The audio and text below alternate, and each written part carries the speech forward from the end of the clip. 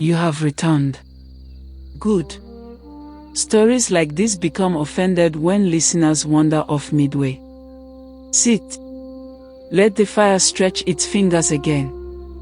Let the night insects resume their arguments. This chapter is not in a hurry, but it is watchful. Now where did we stop? Yes. At the moment when Nwoye son of Okafor stood before a rock that looked older than regret, holding a torch that suddenly remembered fear. Let me tell you something, my children. Fire has its own wisdom. When flame trembles without wind, it is not cold, it is caution. Nwoye felt it in his knees first. They weaken the way knees do when a man remembers all the warnings he once laughed at. His fingers tightened around the torch handle, knuckles whitening like bleached bones. Mio adigi MMA, he whispered. Unfriendly spirits. The forest did not answer. Instead, it listened. The entrance beneath the rock was low, forcing humility on anyone who dared enter. Roots crawled around it like guarding fingers. Moss clung to the stone as though trying to seal a wound that refused to close. Nwoye bent slowly, the torch going ahead of him like a messenger sent to negotiate peace. The air inside was different. Cool, yes, but not empty. It smelled of old earth, burnt herbs, and something else, something like memory. The kind of smell that does not belong to time but to events. His first step echoed. He froze. You must understand something, hunters fear noise more than darkness. Darkness hides danger, but sound announces presence. And this echo, it was not the innocent echo of stone. It returned to him heavier, as if the cave had added its own breath to his. He swallowed. Just a rock, he muttered, the way men lie to themselves when courage starts sweating. The torchlight stretched the walls into strange shapes, faces that disappeared when stared at directly, symbols scratched into stone that did not resemble the marks of any clan Nwoye knew. Circles inside triangles. Lines that ended abruptly, as if whoever carved them had been interrupted. He moved deeper. The floor sloped downward, not steeply, but deliberately, like a hand guiding him further from the world he understood. Then he heard it. A sound. Not a voice. Not a growl. A hum. Low. Continuous. Like the forest itself was breathing through stone. Nwoye stopped again, heart knocking against his ribs like a man locked outside his own house. Whoever you are, he said, forcing his voice to sound older than it was, I am only a hunter. The hum did not stop. But it softened.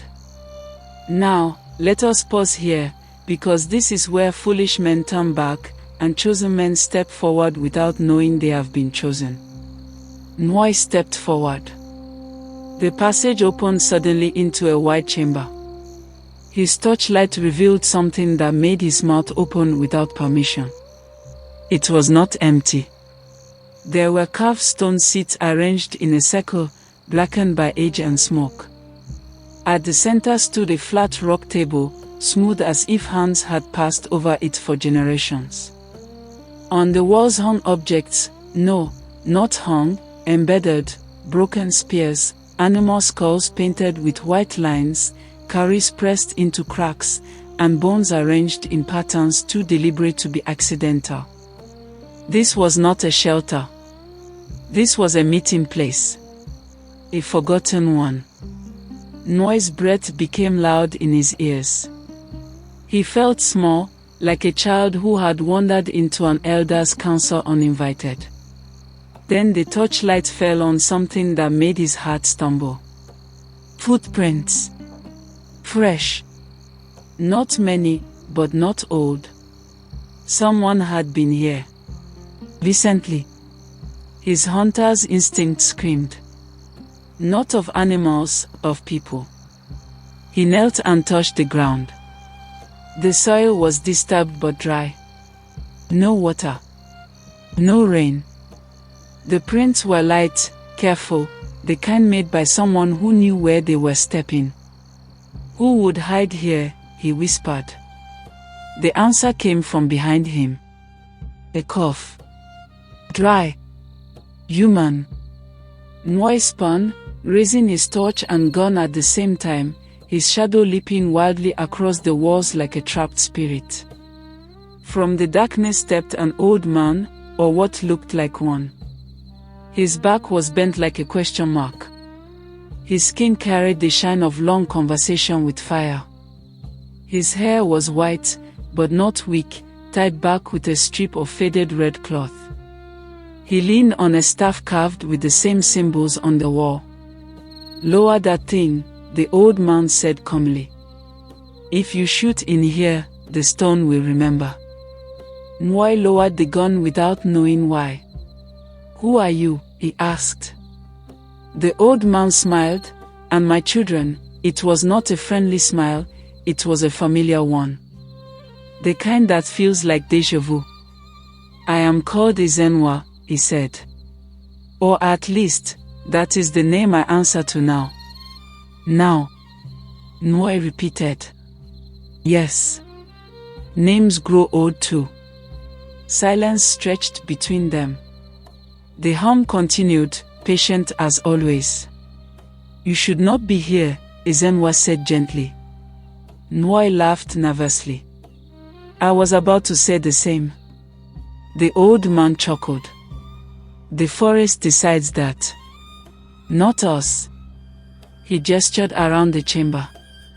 "This place belonged to those who listened before they spoke. Before villages learned to shout." Nwoye's mind raced. "Is this a shrine?" Ezenwa shrugged. "It was many things. Shelter. Council ground. Judgment hall. Refuge when men forgot how to be men. Why is it hidden? Because truth does not survive crowds." Nwoye felt a strange pull in his chest. Fear, yes, but also recognition. Like a story he had heard as a child but forgotten. "Why am I here?" he asked quietly. The old man studied him. "Because hunger pushed you past comfort. And the forest respects hunger more than pride." Before Nwoye could answer, the hum changed. It deepened. The torch flame straightened. Ezenwa's eyes widened slightly, the only sign that something unexpected was happening. "Well," the old man murmured, "it seems the rock remembers you." Nwoye's heart dropped. "Remembers me how?" Ezenwa placed his palm on the stone table. "That," he said, "is a story that will wake villages." Outside, far away, in a Kanma village, a dog howled suddenly and would not stop. And in neighboring Umudora, a child sat upright from sleep, whispering about a rock that breathed. "Oh, you see now?" This was no longer just Nwoye's hunting day. This was the beginning of a remembering. Rest your ears, my children. The fire will still be here. Tomorrow, I will tell you what happens when a secret refuses to stay buried, and when villages begin to feel footsteps they cannot see.